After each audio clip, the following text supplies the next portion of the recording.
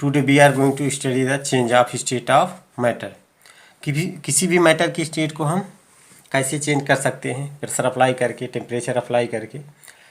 तो मैटर की जो जनरल स्टेट है सॉलिड लिक्विड गैस, उसमें से हम सॉलिड को लिक्विड में, लिक्विड को गैस में, गैस को सॉलिड में कैसे कन्वर्ट कर सकते हैं, किस बेस पे कन्वर्ट सकते हैं, उसकी हम स्टडी करेंगे।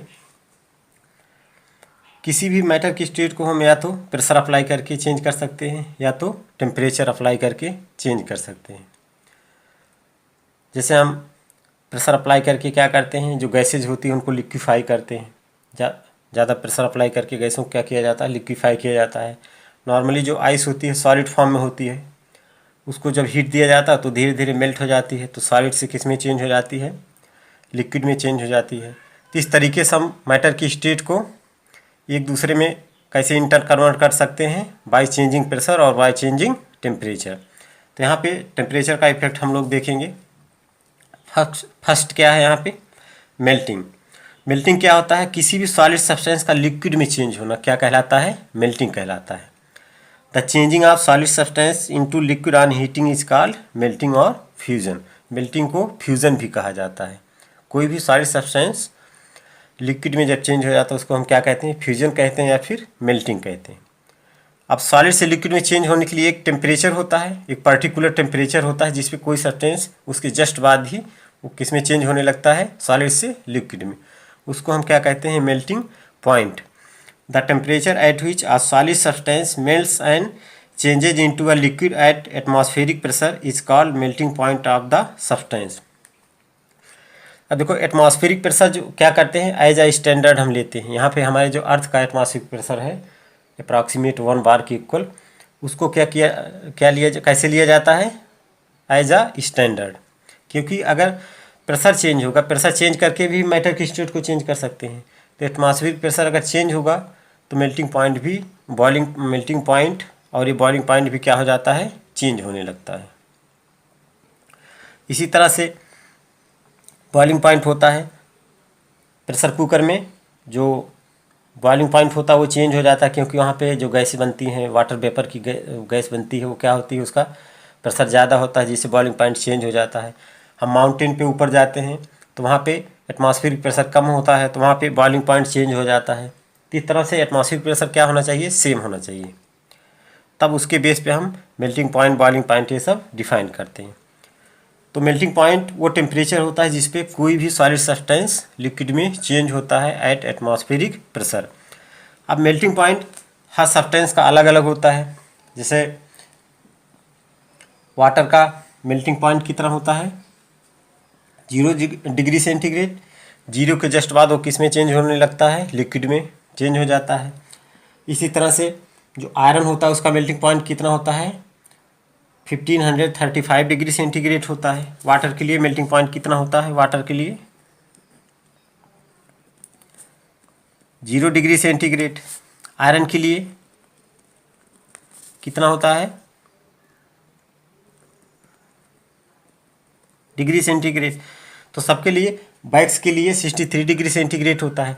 तो सबका मेल्टिंग पॉइंट अलग अलग क्यों है, क्योंकि melting point force of attraction का क्या है, मेजर है। किसी भी मैटर के पार्टिकल के बीच जितना ज़्यादा से ज़्यादा फोर्स ऑफ अट्रैक्शन होगा उसका मेल्टिंग पॉइंट उतना ही ज़्यादा होगा। क्योंकि मेल्टिंग पॉइंट में क्या होता है, कोई सॉलिड सब्सटेंस किस में चेंज हो रहा है, लिक्विड में।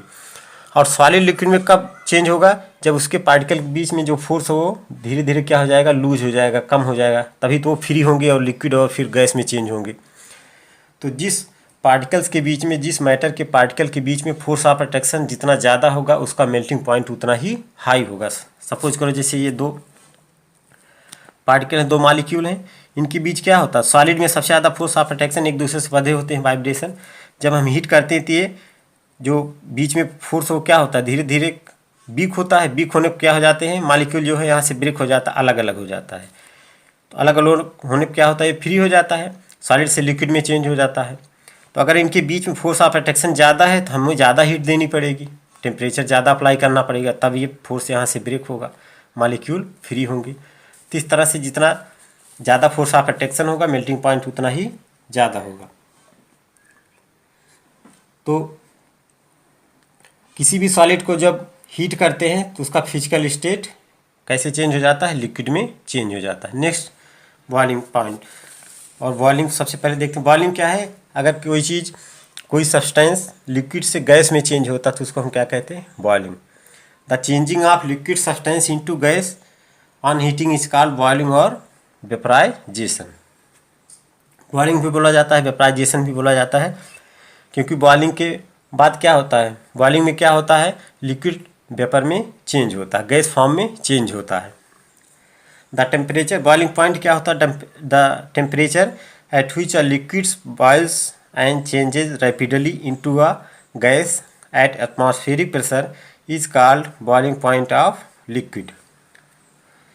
तो किसी भी बॉइलिंग लिक्विड का बॉइलिंग पॉइंट वो टेम्परेचर होता है जिस पे लिक्विड उसके बाद गैस में चेंज हो जाता है। तो वाटर का बॉइलिंग पॉइंट कितना होता है, 100 होता है, क्योंकि 100 डिग्री के बाद वाटर क्या होता है, 100 पे वाटर क्या होता है, लिक्विड से गैस में चेंज हो जाता है। वाटर जो है वेपर बनने लगती है, गैसियस फॉर्म में वो चेंज हो जाता है। इसी तरह एल्कोहल जो होता है, एल्कोहल का बॉइलिंग पॉइंट कितना होता है, 78 डिग्री सेंटीग्रेड।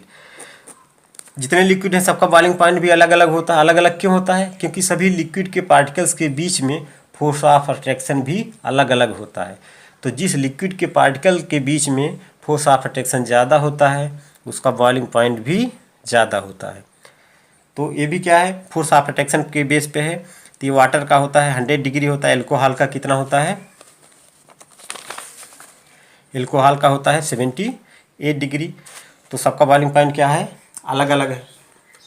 तो बॉइलिंग पॉइंट में क्या होता है, जैसे ही लिक्विड को बॉयल करते हैं और उस बॉइलिंग पॉइंट पे कंडीशन आती है तो वहाँ पे क्या हो जाता है, वेपराइजेशन हो जाता है, वो गैसियस फॉर्म में लिक्विड चेंज हो जाता है।